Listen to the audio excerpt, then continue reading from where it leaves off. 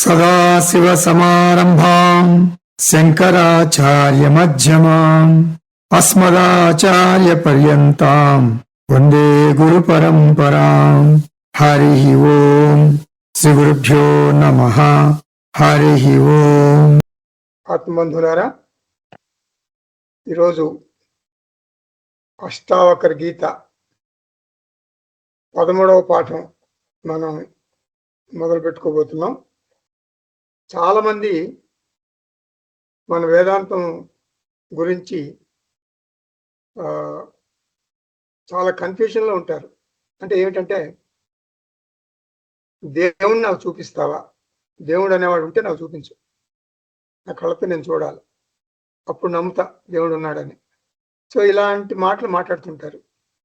అలాగే ఆత్మసత్యం ఎలా తెలుస్తుంది? ఆత్మసత్యం అని, అహం బ్రహ్మ అస్మి, బ్రహ్మను నాకు చూపిస్తావా? బ్రహ్మను నాకు చూపిస్తే కదా నేను నమ్ముతాను. చూపించు, అప్పుడు నమ్ముతా. ఇటువంటి మాటలు మనం వింటుంటాం తరచుగా. నేను మీకు చెప్పేది ఏమిటంటే, వ్యవహారం వేరు, వేదాంతం వేరు. వ్యవహారం అంటే సైన్స్, సైన్స్ అన్నా వ్యవహారం అన్నా ఒకటే. ఇది వేరు, వేదాంతం వేరు. ఇంకా మీకు స్పష్టంగా చెప్పాలంటే, కన్ను వేరు, చెవి వేరు. అంటే కన్ను, మన కళ్ళు ఉన్నాయి కదా, ఏం చేస్తాయి కళ్ళు? రంగులు, రూపాలు చూస్తాయి. ఐ విట్నెస్ అంటాం కోర్టులో. సో ఇయర్ విట్నెస్ అనరు ఎవరు. చెవి చేసే పని చెవి చేస్తుంది. ఏం చేస్తుంది చెవి? వింటుంది. కన్ను ఏం చేస్తుంది? చూస్తుంది. చెవి చూడలేదు, కన్ను వినలేదు. కాబట్టి కంటికి ఉండే ఫీల్డ్ కంటికి ఉంటుంది, కంటికి ఉండే ఫీల్డ్ కంటికి ఉంటుంది, చెవికి ఉండే ఫీల్డ్ చెవికి ఉంటుంది. ఇప్పుడు విషయం ఏంటంటే, చెవి కన్నుని సమర్థించలేదు, అలా అని విమర్శించలేదు. అలాగే కన్ను కూడా చెవిని సమర్థించలేదు, విమర్శించలేదు. అలాగే వేదాంతాన్ని కూడా సైన్స్ లేకపోతే వ్యవహారం సమర్థించలేదు, విమర్శించలేదు. ఎందుకంటే వ్యవహారం ఫీల్డ్ వ్యవహారంది, వేదాంతం ఫీల్డ్ వేదాంతంది. ఎట్లా అంటే, మనం వ్యవహారంలోకి వద్దాం. వ్యవహారంలో సాధారణంగా మనం ఏం చేస్తాం? మనం వింటాం. ఫస్ట్ ఒక వస్తువు గురించి చదువుతాం, వింటాం. అది ఫస్ట్ మనకు చేస్తాం ఆ పని. అది ఫస్ట్ స్టెప్ అన్నమాట, ఒక దశ, మొదటి దశ. రెండో దశలో ఏం చేస్తాం? మొదటిసారి వింటాం, మొదటి దశలో వింటాం. రెండో దశలో ఏం చేస్తాం? ఆ వస్తువుని కానీ, వ్యక్తిని కానీ, ఆ ప్రదేశాన్ని కానీ మన కళ్ళతో ప్రత్యక్షంగా చూసి అనుభూతి చెంది ఆనందిస్తాం. ఇప్పుడు చిదంబర రహస్యం అంటుంటారు. ఏమిటది చిదంబర రహస్యం? వింటాం కదా చిదంబర రహస్యం అని. అప్పుడు ఏం చేస్తాం మనం? చిదంబరం టెంపుల్కి వెళ్ళి ఆ చిదంబర రహస్యం ఏమిటో తెలుసుకుని అప్పుడు మనం ఆనందిస్తాం. సో చిదంబర రహస్యం గురించి విన్నాం, మనం టెంపుల్కి ఫస్ట్ స్టేజ్ విన్నాం, తర్వాత చిదంబరం టెంపుల్కి వెళ్ళి ఆ చిదంబర రహస్యం ఏంటో తెలుసుకుని మనం చక్కగా అనుభూతి చెంది సాక్షాత్కరించుకుంటాం. అనుభవం చెందటం అంటే సాక్షాత్కరించుకోవటం. అలాగే ఇప్పుడు అమీబా అంటే ఏకకణ జీవి, యూనిసెల్యులర్ ఆర్గానిజం, అమీబా అంటారు. ఆ అమీబా గురించి వింటాం, మనకు తెలియదు అది ఎలా ఉంటుందో. అది సింగిల్ సెల్ కదా ఉండేది, మన కంటికి కనపడదు. అందుకని మైక్రోస్కోప్లో చూసి ఓహో అమీబా ఇలా ఉంటుందా అనుకుని ఆనందిస్తాం. సో వినటం, తర్వాత సాక్షాత్కరించుకోవటం అంటే అనుభవించటం, ఈ రెండు ఉంటాయి మనకి వ్యవహారంలో సాధారణంగా. వేదాంతంలో ఈ రెండు దశలు ఉండవు.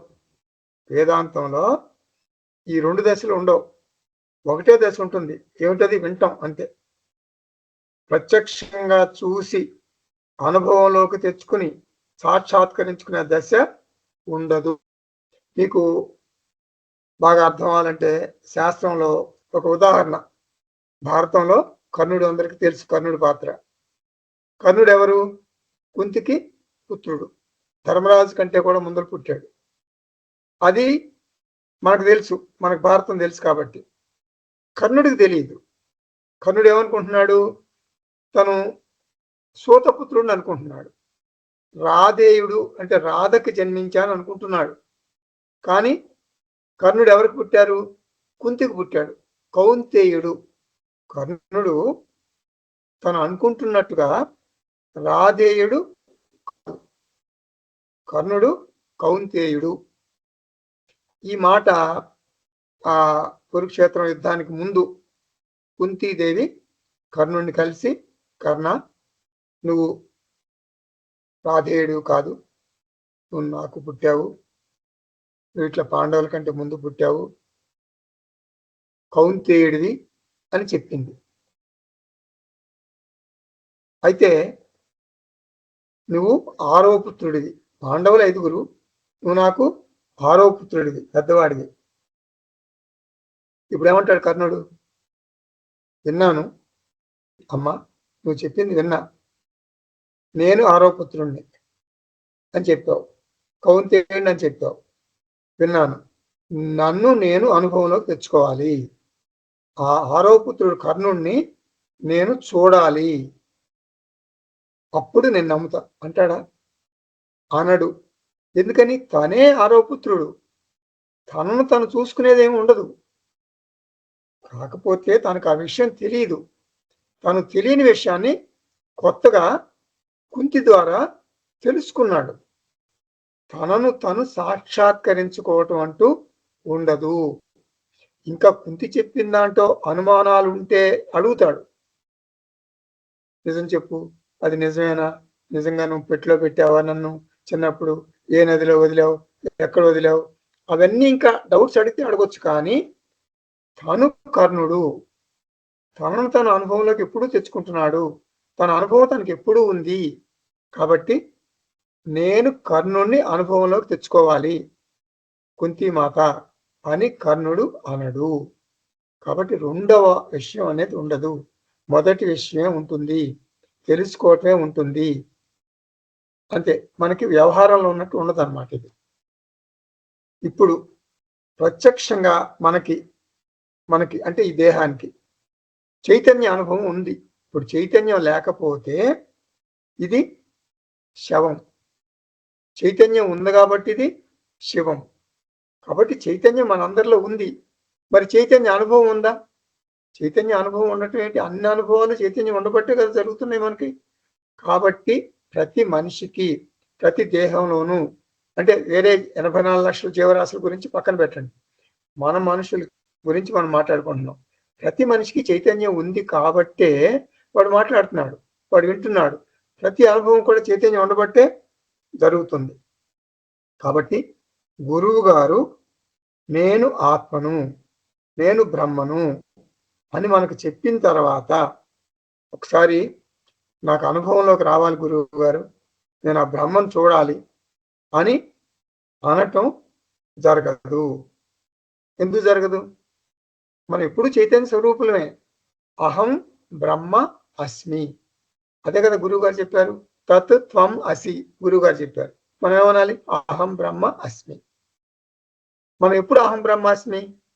ఎప్పుడంటే మనం మన డేట్ ఆఫ్ బర్త్ నుంచి డేట్ ఆఫ్ డెత్ వరకు ఎప్పుడు మనం అహం బ్రహ్మాస్మినే. కానీ మనకు ఆ విషయం తెలియదు. తెలియక నేను ఈ దేహం అని సింపుల్గా నామరూపాలని మనం అనుకుంటున్నాం. ఇప్పుడు గురువు గారు ఏం చెప్పాడు? బాబు, నువ్వు దేహం కాదు, నువ్వు మనసు కాదు, నువ్వు ఇంద్రియాలు కాదు, నువ్వు బ్రహ్మ. అంటే నేను బ్రహ్మ. అంతే. గురువు గారు నువ్వు బ్రహ్మ అంటే నేను బ్రహ్మ. అర్థమైపోయింది మనకి.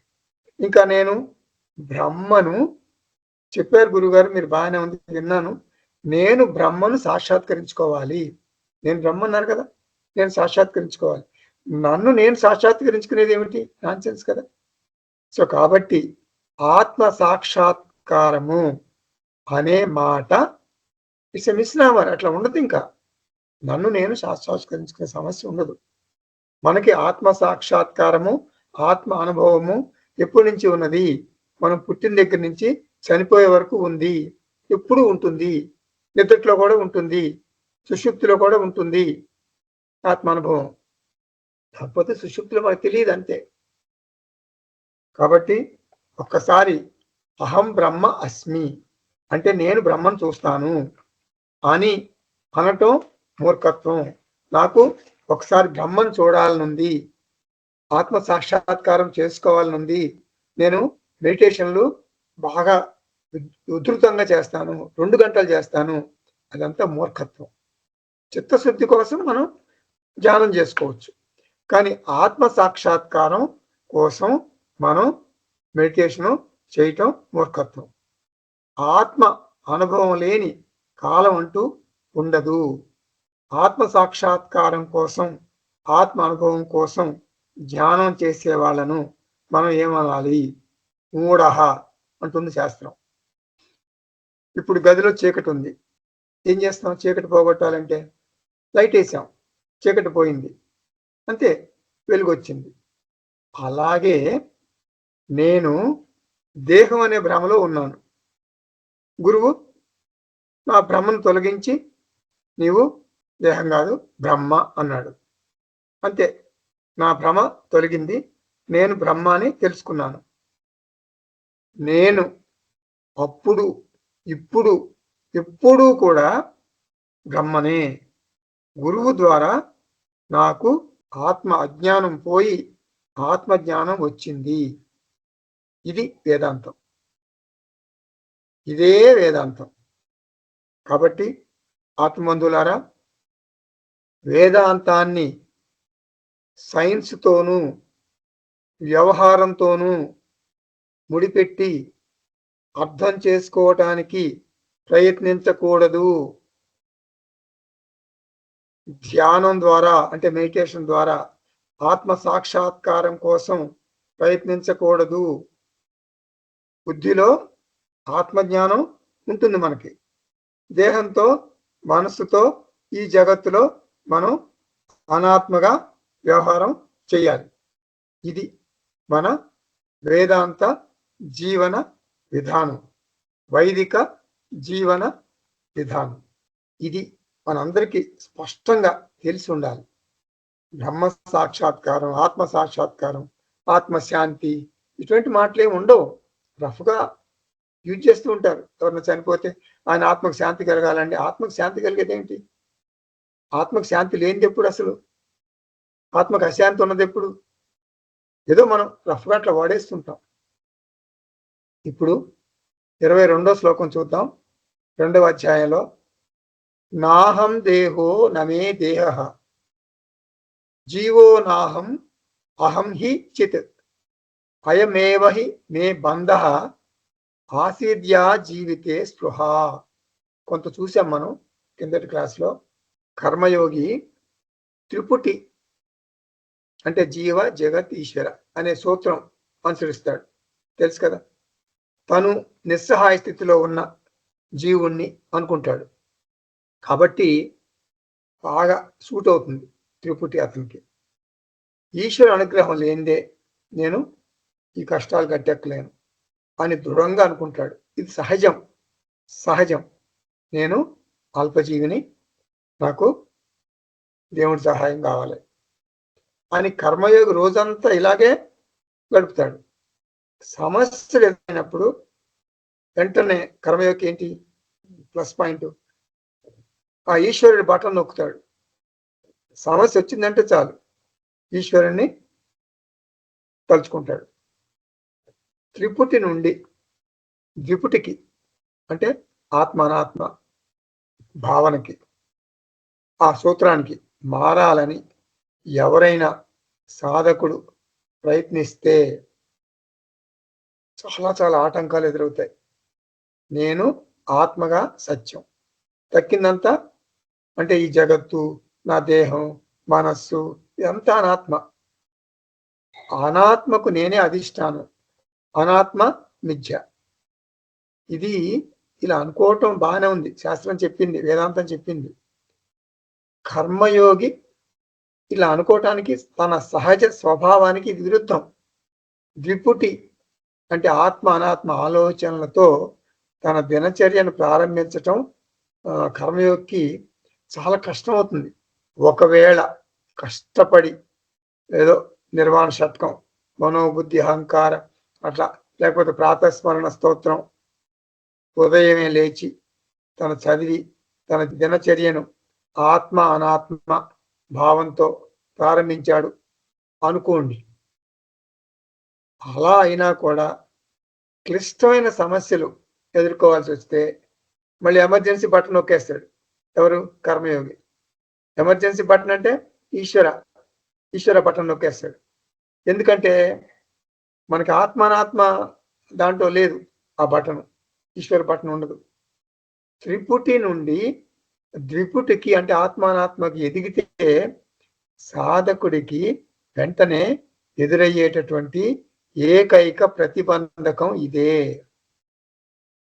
ఈశ్వరుడి మీద ఆధారపడవద్దు, స్వస్వరూపమైన ఆత్మ మీద ఆధారపడు అంటుంది ఆత్మానాత్మ ద్విపుటి. అష్టావక్ర గీత ఆత్మ అనాత్మ వివేకాన్ని అనుసరించే వారికి మాత్రమే బోధిస్తుంది. కాబట్టి స్వస్వరూప నిష్టలో ఆత్మవిశ్వాసంతో మన దినచర్యను మనం ప్రారంభించాలి. వేదాంతాన్ని స్పష్టంగా అర్థం చేసుకోవటం తేలిక, కొద్దిగా తెలివితేటలుంటే చాలు, అర్థమైపోతుంది. కానీ కష్టమైన విషయం ఏంటంటే సమస్యలు ఎదురైనప్పుడు స్వస్వరూపమైన ఆత్మ మీద ఆధారపడి జీవితాన్ని ఆనందంగా కొనసాగించడం మాత్రం కష్టం. వెంటనే ఈశ్వరుడి బటన్ నొక్కేస్తారు. ఇది ఏం చేయాలంటే మనం దీనికి రెమెడీ ఏమిటంటే నిధిధ్యాసనం చేయాలి. అంటే మన దినచర్యను ఉదయమే నిధిధ్యాసనంతో ప్రారంభించాలి. అంటే మళ్ళీ నిద్రకు ఉపక్రమించే ముందు మరొక్కసారి నిధిధ్యాసనం చేసుకోవాలి. అంతేకాదు తీవ్రమైన విషమ సమస్యలు ఎదురైనప్పుడు మళ్ళీ ఒకసారి నిధిధ్యాసనం చేసుకోవాలి. ఏంటి నిధిధ్యాసనం అంటే నేను సచ్చిదానంద ఆత్మను, నేను సచ్చిత్ ఆనంద ఆత్మను, జీవితంలోని నా పాత్ర వేషం మాత్రమే, అదొక వేషం, అదొక డ్రామా. అష్టావక్ర గీత పదే పదే ఇదే విషయం చెప్తుంది. నీ జీవిత చరిత్ర, నీ జీవిత చరిత్ర అంటే ఏ మనిషి యొక్క జీవిత చరిత్ర అయినా సరే ఒక డ్రామా అని తెలుసుకో. 22వ శ్లోకంలో ఇప్పుడు నేను చదివాను కదా, 22వ శ్లోకంలో చెప్పినట్లుగా జీవితంలో నీవు నటించే పాత్రలు నిజమని భావిస్తే అదే బంధం. జీవితంలో నీవు నటించే పాత్రలు నిజమని భావిస్తే అదే బంధం. జీవితే స్పృహా ఏవ బంధః. జీవితంలో తండ్రి పాత్ర, తల్లి పాత్ర, భర్త, భార్య, ఎన్నో పాత్రలు పోషిస్తాం మనం. స్పృహ అంటే నిజమని భావిస్తున్నాం, అంటే స్వస్వరూపాన్ని మర్చిపోతున్నాం. ఇదే బంధం. వేదాంత క్లాసులోనేమో పాత్రలుగానే అర్థమవుతాయి. కానీ వేదాంతం క్లాసు బయటికి వెళ్ళగానే పాత్రలు నిజమని భావించి ఆ పాత్రల్లో బాగా లీనమైపోయి ఆందోళన వచ్చేస్తుంది. అలా కాకుండా రోజంతా కాదు, జీవితం అంతా ఆత్మ అనాత్మ జ్ఞానాన్ని మనం అనుష్ఠించాలి, అనుభవంలోకి తెచ్చుకోవాలి. 23వ శ్లోకం.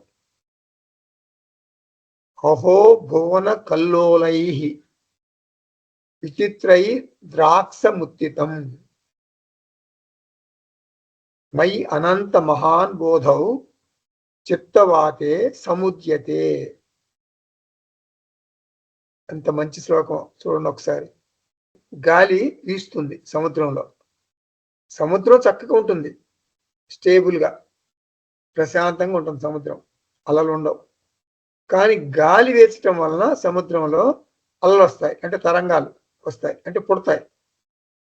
వాయువు నిలిచిపోతే, గాలి నిలిచిపోతే సముద్రంలోనే లీనమైపోతాయి. అలాగే నేను ఆత్మ సముద్రం, నేను నా ఆత్మ సముద్రం నందు చిత్తరూప, చిత్తం అంటే మనస్సు, ఈ మనసు అనేటటువంటిది వాయువు అన్నమాట. వాయు చలనంచే ఆ తరంగాలు పుట్టి నేను ప్రశాంతమైన సముద్రాన్ని, ఆ సముద్రంలో కనుక వాయువు ద్వారా తరంగాలు పుట్టినట్టుగా నాకు ఆత్మగా నేను ప్రశాంతంగా ఉన్నాను.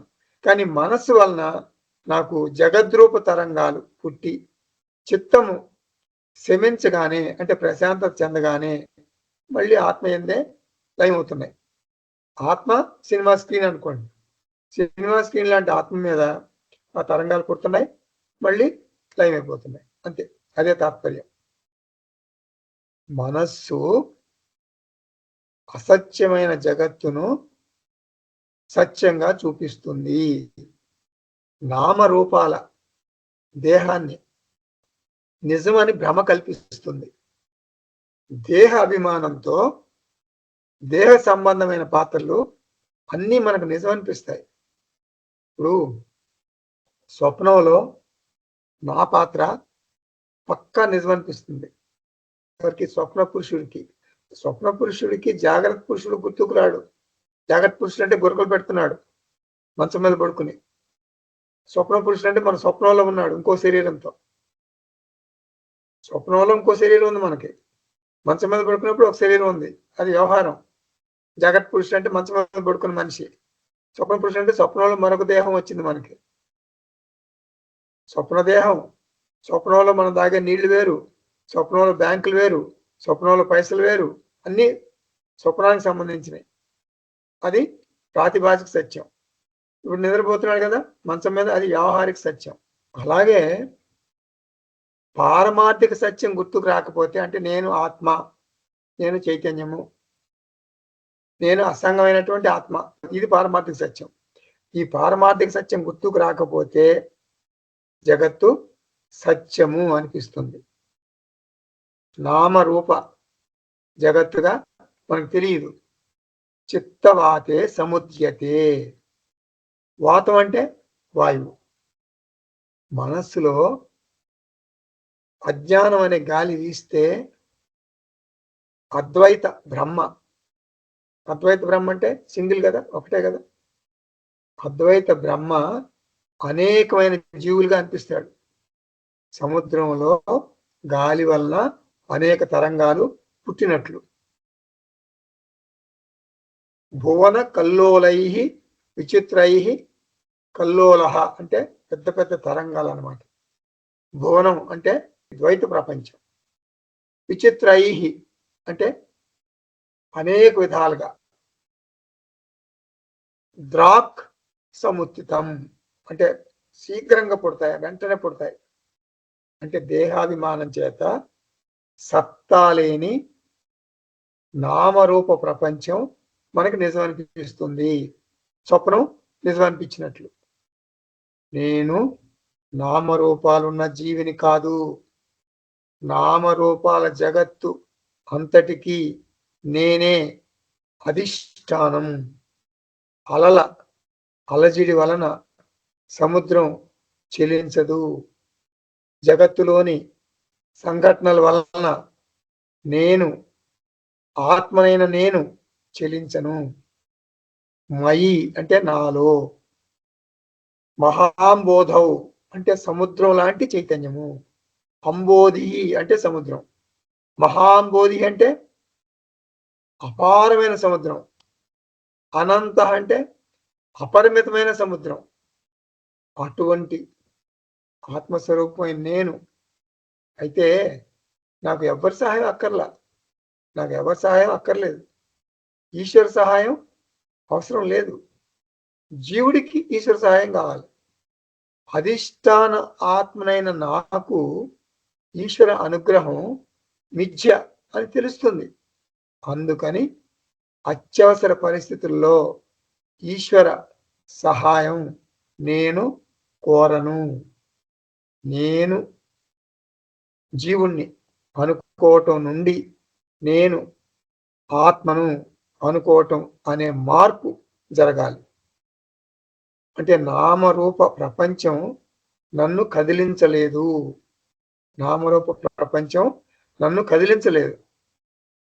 ఇప్పుడు 24వ శ్లోకం చూద్దాం. 2వ అధ్యాయంలో మయ్యనంత మహాంబోధౌ చిత్తవాతే ప్రశామ్యతి అభాగ్యా జీవ వణిజ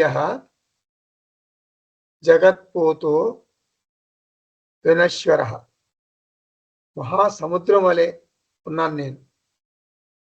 నా మనస్సు ఇందాకేమో కల్లోలంగా ఉంది కదా, ఇప్పుడు శాంతించింది. అంటే శరీర భ్రాంతి, జీవ భ్రాంతి ఇప్పుడు నాకు లేవు. మనస్సు చలనరహితం అయింది కాబట్టి ఏం జరిగింది? ముక్తి లభించింది. ఇప్పుడు మనస్సు చలనరహితం అయితే ముక్తి వస్తుంది. ఇప్పుడు 23వ శ్లోకంలోనేమో నేను సృష్టి కారణం అన్నాడు. ఇప్పుడు మనం 24వ శ్లోకం చూస్తున్నాం కదా, ఈ 24వ శ్లోకంలో నేను స్థితి కారణం అంటున్నాడు. ఇదంతా మనకి జనకుడు చెప్తున్నాడు, అష్టావక్ర మహర్షి కాదు. ఈ అధ్యాయం జనక ఉవాచితో మనకు మొదలైంది. ఇవన్నీ జనకుని మాటలు. నేను సృష్టి, స్థితి, లయ కారణం అని అంటున్నాడు జనకుడు. చిత్తవాతే ప్రశామ్యతి సతి అంటే చిత్త ప్రశాంతత కలగ్గానే, అంటే జగత్తు సత్యం కాదు మిథ్య అని నాకు వాస్తవం తెలియగానే జగత్ పోతః వినశ్వర. పోతః అంటే ఒక పడవ, ఒక నౌక. జగత్ అంటే ప్రపంచం.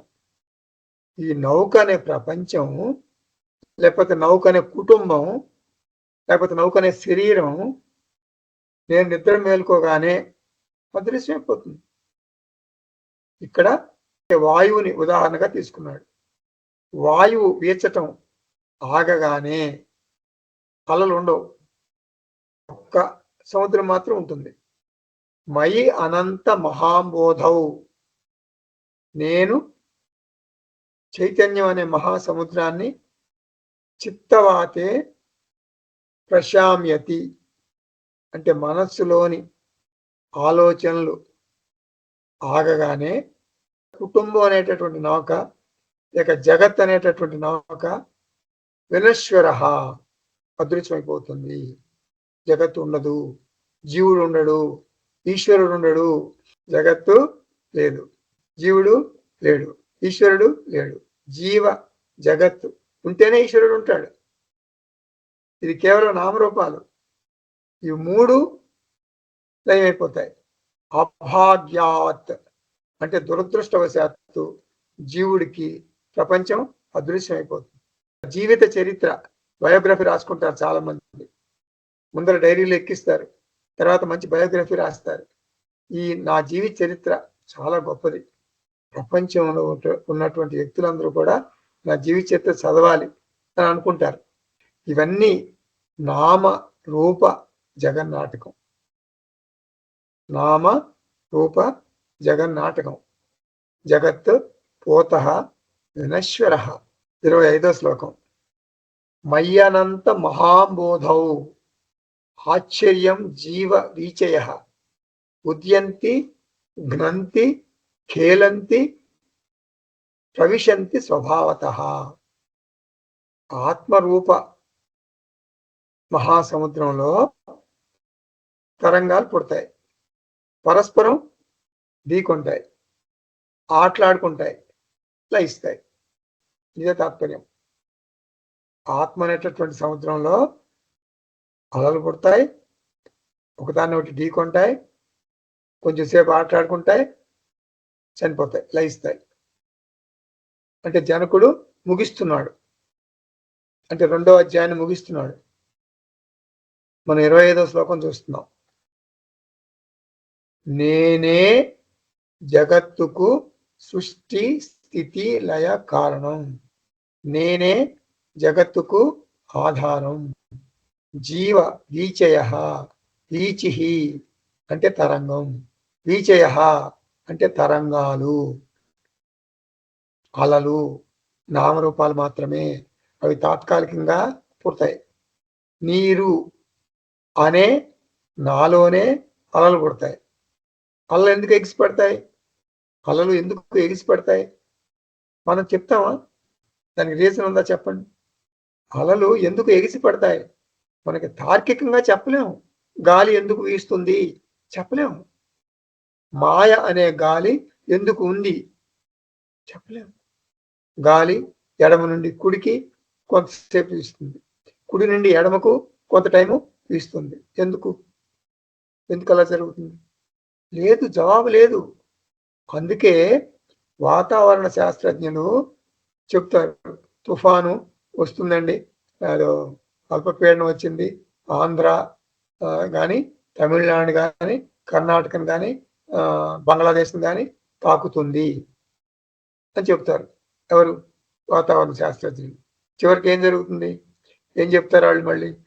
ఎవరిని తాకలేదండి, ఎక్కడికి వెళ్ళలేదు, తుఫాను సముద్రంలోనే లయమైపోయింది అంటారు. అసలు తుఫాన్ ఎందుకు వస్తుంది, అసలు గాలి ఎందుకు ఉంది అని అడగకూడదు మనం.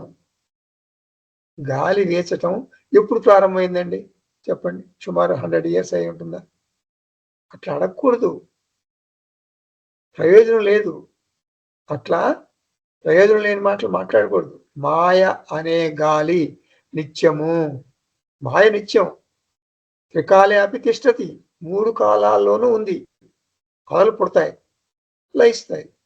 సృష్టి స్థితి లయ, ఈ చక్రం అనాది. అనాది అంటే ఆది అంతం లేనిది. ఈశ్వరుడు కూడా నివారించలేడు.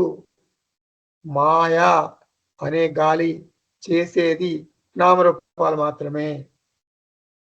నేను అనే మహాసముద్రం, నేను అనే మహాసముద్రం మాయ అనే గాలి వలన నేను చెలించను, నేను ప్రభావితం కాను. మన ఉద్దేశ్యం గుర్తుపెట్టుకోండి, మన ఉద్దేశ్యం మాయను ఆపటం కాదు. మాయను ఆపలేము. మాయ అనే గాలి వీస్తుంది, జీవులు పుడతాయి. మాయ అనే గాలి వీస్తేనే నేను పుట్టాను, నా దేహం అలాగే వచ్చింది. నేను నివారించలేను. ప్రారంధం వలన దేహం పుడుతుంది, కొంతకాలం ఉంటుంది, తర్వాత లయిస్తుంది. ఒక దేహానికి విదేహముక్తి వచ్చినంత మాత్రాన ఇంకా ఎన్నెన్నో జీవులు పునరపి జననం పునరపి మరణం చక్రంలో ఉంటాయి. నేను ఆపలేను, నేను మాయను ఆపలేను.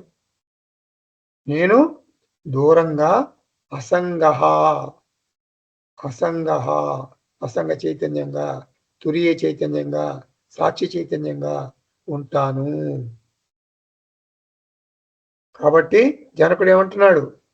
మాయా గాలి, మాయా అనేటటువంటి గాలి తన ఆటను కొనసాగించటం నేను సాక్షిగా వీక్షిస్తాను.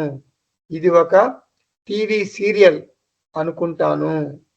కొన్ని ఎపిసోడ్లు సుఖాంతం, కొన్ని ఎపిసోడ్లు టీవీ సీరియల్లో దుఃఖాంతం అవ్వచ్చు. మై అనంత మహాబోధౌ, నేను అనంతమైనటువంటి సినిమా తెర, నేను పాత్రను కాదు. జీవ వీచయ ఉద్యంతి, అలలు అనే జీవులు పుడతాయి, అనాదిగా పుడుతున్నాయి. ఆశ్చర్యం, వివరించలేము మనం, అవి పుడతాయి అంతే, కారణం చెప్పలేము. జీవులు అలలు ఒకదానొకటి ఢీకొంటాయని చెప్పుకున్నాం కదా ఇందాక. అలా జీవులు కలహించుకుంటారు, కొట్టుకుంటారు, తగాదా పడతారు, కలుస్తారు, మళ్ళీ కలుస్తారు, మళ్ళీ విడిపోతారు. అన్నదమ్ములు, అక్క చెల్లెళ్ళు తగాదాలు పడతారు, మళ్ళీ విడిపోతారు, మళ్ళీ కలుస్తారు. పరస్పర కలయిక వలన రాగ, ద్వేష, కామ, క్రోధ, లోభ, మోహ, మదమాత్సర్యాలు, ఈ భావోద్వేగాలన్నీ వస్తాయి వాటి మూలాన. అవి ఏం చేస్తాయి? రోజంతా ఉంటాయి. నామరూపాల మీద ప్రభావం చూపిస్తాయి. చూడండి ఎంత ఫార్సో. ఘ్నంతి, ఘ్నంతి అంటే ఘర్షణ పడటం. అరిషడ్ వర్గాలు జనించటం. ఎలా అయితే అలలు రాసుకుంటే ఏమొస్తుంది? నురుగు వస్తుంది. నురుగు, ఫ్రాత్ అంటారు. అట్లాగే నురుగంటే అక్కడ భావోద్వేగాలు అన్నమాట. కోపంతో అరవటం మనకి మనుషులకి. ఘ్నంతి అంటే ఢీకొంటం. అంటే కుటుంబ సభ్యులు కూడా కొన్నాళ్ళు సామరస్యంగా ఉంటారు, కొన్నాళ్ళు కొట్లాడుకుంటారు. ప్రవిశంతి అంటే మరణిస్తారు. జీవుడు మరలా ఏదో ఒక లోకంలో పుడతాడు. మనిషిగా పుట్టొచ్చు, కోతిగా పుట్టొచ్చు, ఒక గాడిదిగా పుట్టొచ్చు, లేక దేవుడిగా పుట్టొచ్చు. ఎలా అయినా జన్మించవచ్చు. ఇదంతా ఎలా జరుగుతుంది? స్వభావతః.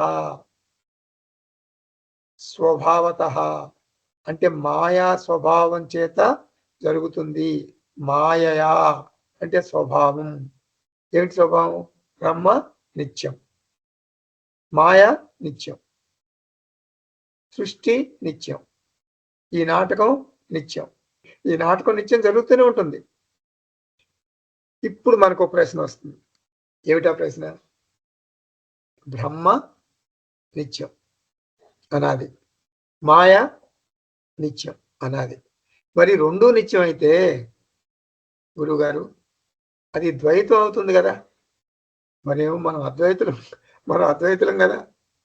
ఇదేమిటి? మనకు తెలియకుండా మనం ద్వైతంలోకి వెళ్ళిపోయాం. ఇది ద్వైతం కాదు. మాయ నిత్యం, బ్రహ్మ నిత్యం. ఇది ద్వైతం కాదు. ఎలా అంటే బ్రహ్మ అంటే నేను, అహం బ్రహ్మ అస్మి, నేను బ్రహ్మ. సినిమా తెర. నేను చాలా ఉన్నత స్థితిలో ఉన్నాను. నేను పారమార్థిక సత్యాన్ని. మాయ ఈ నా స్థితిలో లేదు. అది వ్యవహారిక స్థితి. నేను ఉన్నత స్థితి. మాయ వ్యవహారిక సత్యం, నికృష్ట స్థితి, వ్యవహారిక సత్యం. మరి బ్రహ్మ నిత్యమైన సత్యం, మాయ నిత్యమైనటువంటి మిథ్య. బ్రహ్మ నిత్యమైన సత్యం, మాయ నిత్యమైన మిథ్య. మిథ్య సత్యం ముడిపెడతామా? ముడిపెట్టలేము. స్వప్నము వ్యవహారం కలుపుతామా? కలపలేము. నేను అనాదిగా అసంగః. నేను టీవీని ఆపివేయను. సీరియల్ కొనసాగుతుంది. ఆ సీరియల్, టీవీలో వచ్చే సీరియల్ టీవీ తెరను కదిలించలేదు. నేను ఆ టీవీ తెరను. ఇప్పుడు జనకుడు అష్టావక్ర బోధకు తన ప్రతిస్పందన ఇలా ముగించాడు. ఇది మనం 2వ అధ్యాయం చెప్పుకున్నాం ఇప్పటిదాకా. ఇప్పుడు 3వ అధ్యాయం చెప్పుకోబోతున్నాం. మనం వెళ్ళబోతున్నాం 3వ అధ్యాయంలోకి. 3వ అధ్యాయంలో అష్టావక్ర ముని జనకుణ్ణి పరీక్షిస్తాడు. అంటే జనకుడికి ఎంతవరకు అర్థమైంది ఏమిటని ఒక చిన్న ఏడిపిస్తాడనమాట. జనకుడిని కొన్ని మాటలు అంటాడు. అంటే ఒక రకంగా పరీక్ష చేస్తున్నాడు అనుకోండి. జనకుడికి నిజంగా ఆత్మజ్ఞానం వచ్చిందా, ఆత్మజ్ఞానం అబ్బిందా, జనకుడు జీవన్ముక్త స్థితిలో ఉంటున్నాడా అని కొన్ని ప్రశ్నలు వేస్తాడు. జనకుడు చాలా పరిణితి చెందిన జ్ఞానిలాగా జవాబులు ఇస్తాడు. మన సాధనకు ఇది చాలా బాగా ఉపయోగపడుతుంది. 3వ అధ్యాయం ఇప్పుడు మనం ప్రవేశిస్తున్నాం. 3వ అధ్యాయంలో మొదటి శ్లోకం. అవినాశినం ఆత్మానం ఏకం విజ్ఞాయ తత్వతః తవ ఆత్మజ్ఞస్య ధీరస్య కథం అర్థార్థనేరతిః. ఇక్కడ మనకు ఒక సందేశం చెప్తున్నాడు అష్టావక్ర మహర్షి. జ్ఞానయోగ అంటే ఆత్మ అనాత్మ వివేకంలో మనం ఉండటం. జీవ జగతీశ్వర్ అంటే అదొక త్రిపుటి. అంటే జీవ జగతీశ్వరుని అనే త్రిపుటిని పూర్తిగా విస్మరించి త్రిపుటికి బదులు ఆత్మానాత్మ అనే త్రిపుటిలోకి స్థిరపడటమే ఇది అంతర సన్యాసం అంటారు. ఆంతర సన్యాసము ఇదే అసలైన సన్యాసము. దినచర్య ప్రారంభంలో అంటే దినచర్య ముగింపు సమయంలో రోజంతా ఆత్మ అనాత్మ దిప్పుటిలోనే ఉంటాను. జీవితంలో ఎటువంటి క్లిష్టమైన సమస్యలు ఎదురైనా సరే ఆత్మనాత్మ దిప్పుటిలో నేను ఉంటాను. దిప్పుటిలోనే ఉండి పరిష్కరించుకుంటాను. స్వస్వరూపంలోనే ఉండి అనంత శక్తి పొందుతాను. అది అంతర్గత శక్తి. అది బయటికి కనిపించదు. ఇది సన్యాసాశ్రమం అంటే. కాషాయ వస్త్ర సన్యాసం నిజమైన సన్యాసం కాదు. గృహస్థు అంతర్ సన్యాసంలోనే ఉంటాడు. అదే నిజమైన సన్యాసం. మోక్షం జ్ఞానయోగం ద్వారా వస్తుంది. ఇది అంతర్ సన్యాసం. అంతర్ సన్యాసం అంటే ఏమిటంటే త్రిపుటి నుండి ద్విపుటికి అంటే డబల్ 2. త్రిపుటి అంటే 3. 3 నుంచి 2కి మారటం. కాషాయ వస్త్ర సన్యాసి. కాషాయ వస్త్ర సన్యాసి కనుక జీవ జగతీశ్వర ఆచరిస్తే అంటే త్రిపుటిని ఆచరిస్తే అతను కర్మయోగి మాత్రమే అవుతాడు. జ్ఞానయోగి కాలేడు. అంటే గృహస్థ అయినా కూడా జ్ఞానయోగ అంటే జ్ఞానయోగాన్ని శ్రద్ధగా ఆచరిస్తే మోక్షం పొందొచ్చు. గృహస్థులో అంతర్గత పరివర్తన జరిగింది. నేను ఆత్మను. ఇది అసలు పాయింట్ ఇప్పుడు వస్తుంది మనకి. నేను ఆత్మను. జీవితంలో నా పాత్రలు అంటే తల్లి తండ్రి ఈ పాత్రలన్నీ కూడా ఒక నాటకం. ఇటువంటి అంతర్గత మార్పు జరిగితే గృహస్థు కూడా జ్ఞానయోగి అవుతాడు. జ్ఞానయోగం అతనికి మోక్షాన్ని ఇస్తుంది. ఇక్కడ ముఖ్యమైన అంశం ఏమిటంటే ముఖ్యమైన అంశం మనం చెప్పుకునేది బాహ్య సన్యాసం నిజమైన సన్యాసం కాదు. అంతర సన్యాసం మాత్రమే నిజమైన సన్యాసము. నేను సన్యాసినా కాదా? నేను సన్యాసినా కాదా? ఎలా తెలుస్తుంది? నన్ను నేను పరిశీలించుకోవాలి. ఎలా పరిశీలించుకోవాలి? నేను కర్మయోగినా లేక జ్ఞానయోగినా? నాకు ఎలా తెలుస్తుంది? కర్మయోగినా జ్ఞానయోగినా ఎలా తెలుస్తుంది? అంటే సమస్యలు వచ్చినప్పుడు పరిష్కారం కోసం నేను జీవ జగతీశ్వర వాడుతున్నానా, ఆత్మనాత్మ వాడుతున్నానా, త్రిపుటి వాడుతున్నానా, ద్విపుటి వాడుతున్నానా? దాన్ని బట్టి తెలుస్తుంది. మయి అనంత సుఖంబోధౌ. నాలో అనంత సుఖ అంబుది ఉంది. సుఖం అంటే ఆనంద సాగరం ఉంది. నాటకం నడుస్తుంది, నేను చెల్లించను. ఇవన్నీ నాటకంలోని పాత్రలు. నా కష్టాలు వచ్చినప్పుడు ఇది గుర్తుపెట్టుకుంటే నేను సన్యాసిని. అంటే నేను జ్ఞానయోగం సాధన చేస్తున్నాను అని అర్థం. నేను మోక్షం పొందుతున్నాను అని అర్థం. కాబట్టి అంతర్గత పరివర్తన జరగటం ముఖ్యం. అంతర్గత పరివర్తన జరగటం ముఖ్యం. సన్యాస ఆశ్రమం తీసుకోవటం కంపల్సరీ కాదు, తప్పనిసరి కాదు. అష్టావక్ర మహర్షి జనకుణ్ణి పరీక్ష చేసినప్పుడు మనకు ఈ నిజాలు తెలుస్తాయి. ఏ నిజాలు? జనకుడు గృహస్థు. అతను చాలా వ్యవహారాలు చక్కబెడుతున్నాడు. రాజు రాచరికపు వ్యవహారాల్లో నిరంతరం చాలా బిజీగా ఉంటాడు, తీరిక లేకుండా. సామంత రాజులు, యుద్ధాలు, మరి రాజ్యపాలన, ఎన్నో కర్మలు తప్పనిసరిగా జనకుడు చేయాల్సి ఉంటుంది. అష్టావక్ర ముని జనకుణ్ణి వెక్కిరిస్తున్నాడు. జనక, నీవు ఇంకా అజ్ఞానంలోనే ఉన్నావు. ఇంకా ఈ లౌకిక వ్యవహారాలు, ప్రాపంచిక వ్యవహారాల్లో నువ్వు జనక తలమునకలైపోతున్నావు. జనకుడి జవాబు మనకి తర్వాత అధ్యాయంలో వస్తుంది. 4వ అధ్యాయంలో ఏం చెప్తాడు జనకుడు? నేను గృహస్థ అయినంత మాత్రాన, లౌకిక వ్యవహారాల్లో బిజీగా ఉన్నంత మాత్రాన గురువుగారు నేను సంసారిని కాదు, నేను అన్ని వ్యవహారాలు చక్కబెడుతున్నాను, కానీ నా ఆంతర్యంలో ఆత్మానాత్మ అనే వివేకంతోనే ఉన్నాను. అవన్నీ నామరూపాలు, అవన్నీ పాత్రలు అని నేను భావిస్తున్నాను. గురువుగారు కావాల్సింది అంతర్గత పరివర్తన, అది నాలో జరిగింది.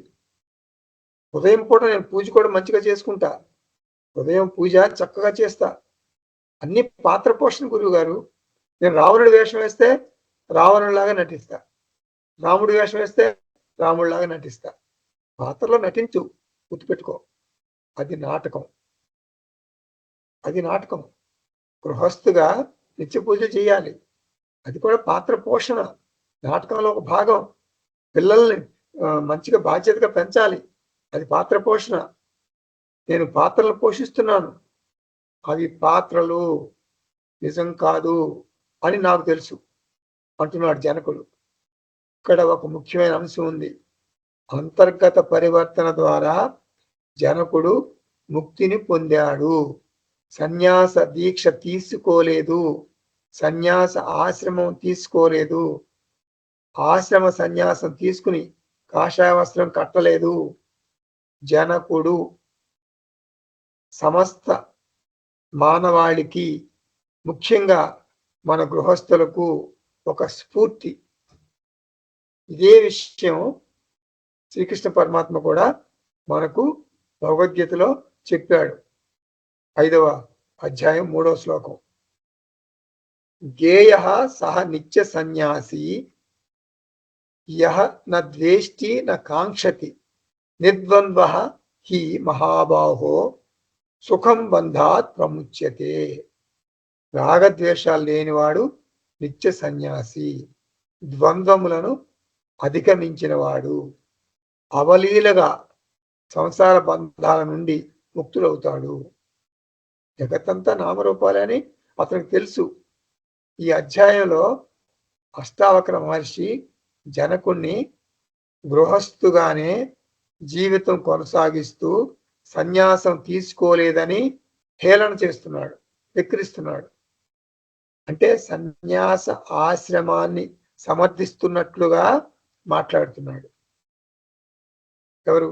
అష్టావక్ర మహర్షి సన్యాస ఆశ్రమాన్ని సమర్థిస్తున్నట్లుగా జనకుణ్ణి విమర్శిస్తున్నాడు. అవినాశినం ఆత్మానం ఏకం విజ్ఞాయ. జనక, నీకు నీ స్వభావం బాగా అర్థమైంది. ఏంటి నీ స్వభావం? ఏకం ఆత్మానం, అద్వితీయ ఆత్మ, అవినాశినం, నాశనం లేనిది, నిత్యమైనది, తత్వతః, అది పారమార్థిక సత్యం. కార్యకరణ సంఘాతం, నాకు అనుభవంలోకి వస్తుంది, నా దేహం, నా మనసు నాకు తెలుస్తున్నాయి, ఇది వ్యవహారిక సత్యం, ఇది కింది స్థాయి సత్యం. తవ ఆత్మజ్ఞస్య, అంటే నీవు ఆత్మజ్ఞానివి. ధీర, అంతేకాదు నీ స్వస్వరూప జ్ఞానాన్ని నీవు జీవితం అంతా అనుష్ఠానంలోకి తెచ్చుకుంటున్నావు. ధీర అంటే ఇక్కడ అర్థం ఆత్మజ్ఞానాన్ని తన బుద్ధిలో మంచిగా భద్రపరుచుకున్నాడు అని, అంటే జ్ఞానం పొందాడు, జ్ఞాని అని అర్థం. ధీ అంటే జ్ఞానం, రా అంటే రక్షకుడు. ఇవన్నీ ఓ జనక, ఇవన్నీ మిథ్య అని తెలిసి మరి నీవు మరి ధన సంపాదన ఎందుకు చేస్తున్నావు? రాజ్యపాలన ఎందుకు చేస్తున్నావు? అబ్ధ అర్జనే అంటే ధన సంపాదన. రతిహి, రతిహి అంటే ఎందుకు నీవు ఆసక్తి చూపిస్తున్నావు? నీవు జనక సన్యాసం తీసుకోకుండా ఈ వ్యవహారాలన్నీ ఎలా చేస్తున్నావు? నీవు అజ్ఞాని అని చెప్పడానికి ఇది ఒక పెద్ద సంకేతం కాదా అని అష్టావక్ర మహర్షి అడిగాడు. జనకుడు ధీటుగా, తెలివిగా గురువుకి జవాబు చెప్తున్నాడు. ఏం చెప్తున్నాడు?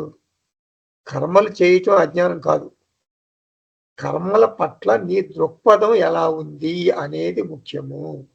అందుకే శ్రీకృష్ణ పరమాత్మ భగవద్గీతలో ఇలా అంటాడు, అర్జున, హే అర్జున, నేను భగవంతుడిని కదా, సాక్షాత్ భగవంతుడిని కదా, నాకు ఈ 3 లోకాల్లో ఏమన్నా పొందాల్సింది ఉందా? నేను భగవంతుడిని కదా, పొందాల్సిందేం లేదు. అయినా నేను కర్మలు చేస్తున్నాను. ఏం చేస్తున్నాను కర్మలు? నీకు అర్జున, నీకు నేను రథసారథిని. అహం వర్తే ఏవ కర్మణి త్రిషు లోకేషు. నేను పూర్ణ ఆత్మనని నాకు తెలుసు, అయినా నేను కర్మ చేస్తున్నాను. కర్మ చేయటం అజ్ఞానం కాదు, దృక్పథం ముఖ్యం అంటాడు జనకుడు. శ్రీకృష్ణుడు అర్జునుడికి చెప్పినట్టుగా. ఇప్పుడు 2వ శ్లోకం చూద్దాం, 3వ అధ్యాయంలో. ఆత్మజ్ఞానాత్ అహో ప్రీతి విషయ భ్రమ గోచరే క్షుప్తే అజ్ఞానతో లోభ యథ రజత విభ్రమే. మనం సముద్రం ఒడ్డున వెళ్తుంటే బీచ్లో ఒక ముత్యపు చెప్పను చూసి వెండి అని భ్రమపడతాం. అలాగే ఆత్మస్వరూప జ్ఞానం లేని కారణం చేత విషయముల యందు బాగా ప్రీతి కలుగుతుంది అన్నమాట. అజ్ఞానికి అలా కలుగుతుంది. విషయ భ్రమ గోచరే, అసత్య వస్తువు భ్రమ అంటే మిథ్య, విషయ భ్రమ అంటే మిథ్యా విషయాలు, గోచరే అంటే వాటి యందు, అంటే నీకు రాగద్వేషాలు ఉన్నందువల్ల, రాగద్వేషాలు ఉన్నందువల్ల కర్మలు చేస్తున్నాడు మనిషి. జనక, నువ్వు కర్మలు చేస్తున్నావు అంటే నీకు రాగద్వేషాలు ఉన్నాయి, అంటే నీకు ఆత్మ అజ్ఞానం ఉన్నట్లే కదా. జ్ఞానం కర్మ పరస్పర విరుద్ధాలు కదా జనక.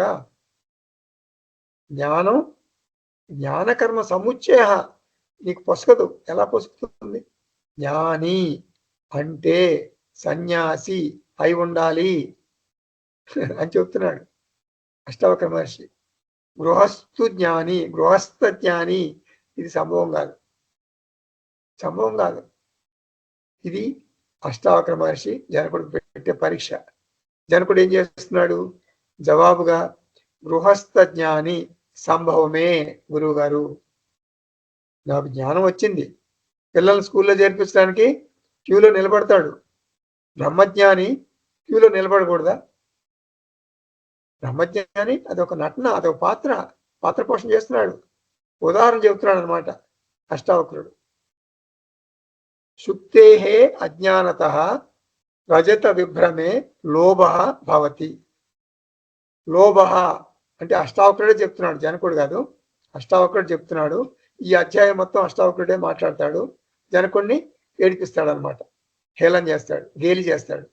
సన్యాసం గొప్పది గృహస్థు ఆశ్రమం కంటే అని అంటుంటాడు. అది నిజం కాదు, అలా అంటాడనమాట ఊరికనే. నువ్వు జనక బ్రహ్మజ్ఞానివి కదా, బ్రహ్మజ్ఞానివై ఉండి సుప్తేహే అజ్ఞానత రజత విభ్రమే లోభ భవతి. లోభ అంటే ఒక బలమైన కోరిక అనమాట. రజత విభ్రమే, అసత్యమైన వెండి యందు, ముత్యపు చెప్పలోని అసత్యమైన వెండి యందు నీకు కోరిక ఎలా కలుగుతుంది? ఆ కోరిక కలిగిందంటే అజ్ఞానం వల్లే కదా. సుప్తేహి అజ్ఞానత, ఇది చాలా ఒక మంచి ఎగ్జాంపుల్ అనమాట వేదాంతంలో. ఈ వెండి, ముత్యపు చెప్పుల వెండి అనేది మంచి ఉదాహరణ, ఎప్పుడు చెప్పుకుంటారు మనకు వేదాంతంలో. మన సముద్రం పట్ల చెప్పాను కదా, ఒక విలువలేని గుల్ల సూర్యకిరణాలు పడి పరావర్తనం చెంది ఒక వెండి నాణ్యంలాగా మనకు భ్రమ కల్పిస్తుంది. అది గుల్ల అని తెలియక అది వెండి అని అనిపించి మనం ఒక అపోహ చెంది మనం దాని వెంట పరుగులు పెడతాం. అబ్బా వెండి దొరికింది మనం తీసేసుకుందామని పరుగులు పెడతాం. ఇది అజ్ఞానం మాత్రమే. కాబట్టి ఏ కర్మ అయినా కూడా వస్తువుల వెంట పరుగులు పెట్టడమే కదా. మరి ఆత్మ అజ్ఞానం వల్లనే కదా అట్లా పరుగులు పెడుతున్నావు. నీవు నిజంగా జ్ఞానివైతే నీవు వస్తువులు వెంట ఎందుకు పరుగులు పెడుతున్నావు జనక అని అష్టావక్రుడు వ్యంగ్యంగా అంటున్నాడు. ఇది ఎలా సాధ్యం అని అడుగుతున్నాడు. మనకి ఇంకా అష్టావక్ర మహర్షి ఇలాగే అడుగుతూ ఉంటాడు, కొన్ని హేళనగా గేలిగా. అది తర్వాత క్లాసులో మనం చూద్దాం. ఓం తత్సత్. సర్వం శ్రీకృష్ణార్పణమస్తు. ఓం పూర్ణమదః పూర్ణమిదం పూర్ణాత్ పూర్ణముదచ్యతే పూర్ణస్య పూర్ణమాదాయ పూర్ణమేవావశిష్యతే. ఓం శాంతి శాంతి శాంతి. హరి ఓం. శ్రీ గురుభ్యో నమః. హరి ఓం.